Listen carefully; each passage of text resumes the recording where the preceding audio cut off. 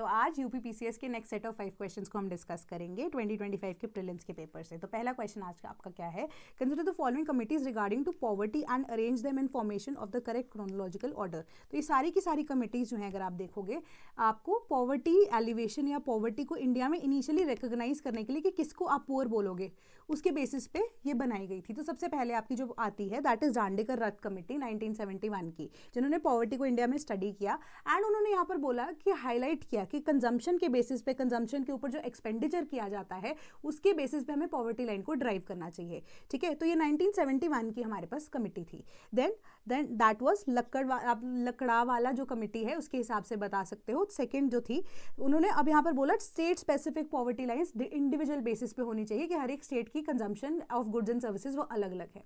ठीक है, तो उन्होंने कैलोरी नॉर्म्स को यहाँ पर यूज किया था, जिसके बेसिस पे आप बता सकते हो कि जो स्पेसिफिक पॉवर्टी किस रीजन की किसके अकॉर्डिंगली है। तो ये 19 आप कह सकते हो 93 के आसपास की ये अब कमिटी थी। देन तेंदुलकर कमिटी 2009, सुरेश तेंदुलकर ने इसको लीड किया था।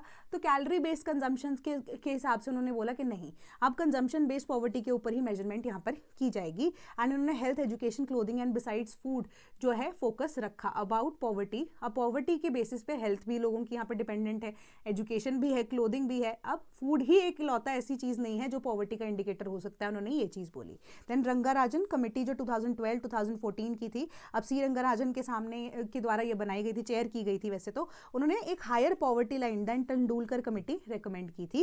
एंड यहाँ पर broader nutritional plus non food basket जो है उसको दोनों को ही यहाँ पर कंसिडर किया गया था। ठीक है, तो अभी भी हम इसको यहाँ पर यूज करते हैं, जो रंगाराजन कमेटी ने हमारे पास पैरामीटर्स या नॉर्म्स जो है वो दिए थे as per the Rangarajan committee. तो ऑप्शन नंबर डी जो है हमारा करेक्ट आंसर है। नेक्स्ट क्वेश्चन है, which of the following languages is or are not included in the 8th schedule of the Indian constitution. Nepali, Dogri, Bodo या भोजपुरी। तो वैसे डायरेक्ट क्वेश्चन है आपके कॉन्स्टिट्यूशन के अंदर जो दिया गया है, तो इसका correct answer is option number, आप कह सकते हो बी। सिर्फ भोजपुरी ही अभी तक यहाँ पर 8th शेड्यूल का पार्ट नहीं है। तो नेपाली 8th शेड्यूल में ऐड की गई थी 1992 के अंदर, डोगरी की गई थी 2003 के अंदर, अब बोडो को ऐड किया गया अगेन 2003 के अंदर ही। देन भोजपुरी जो है अभी तक 8th शेड्यूल में यूज नहीं की गई है, इंक्लूड नहीं की गई है।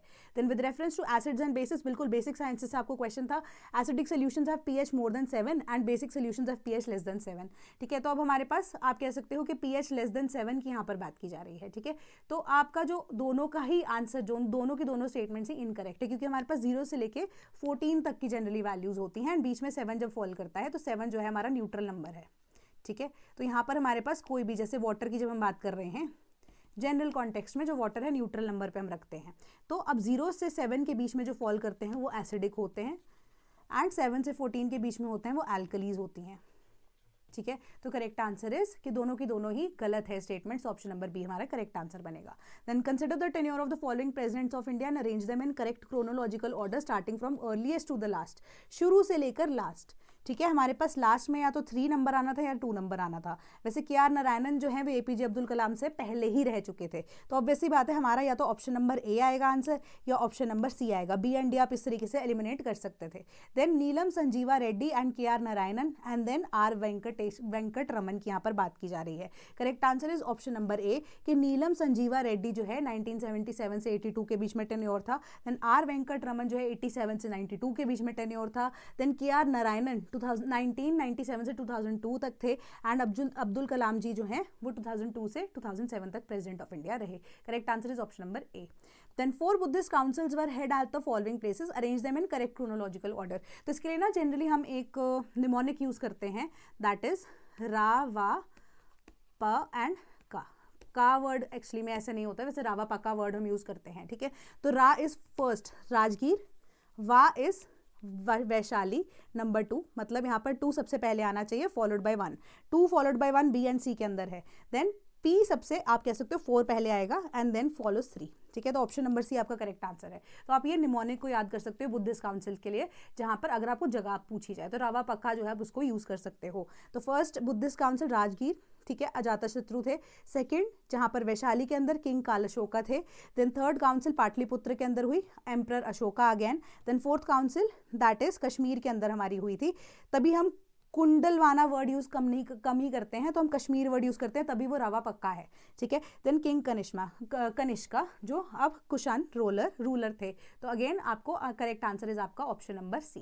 Then if you want to become a part of the sleepy family, तो हमारे पास अब फाउंडेशन कोर्सेज ही नहीं, अपार्ट फ्रॉम दैट हमारे पास प्रीलिम्स का आपका एक तो क्रैश कोर्स भी अवेलेबल है, जिसके अंदर आपको crash course plus test series भी दे दी जाएंगी, ठीक है। या अगर आप क्रैश कोर्स का पार्ट भी नहीं बनना चाहते हैं, सिंपल सिर्फ टेस्ट सीरीज में एनरोल करना चाहते हैं, तो भी आप इजीली उसको ज्वाइन कर सकते हो। आपको करना क्या है, हमारी वेबसाइट है www.sleepyclasses.com, वहाँ पर आप विजिट करेंगे तो डायरेक्टली आपको स्टेट्स का एक कॉर्नर मिल जाएगा ऊपर, ठीक है।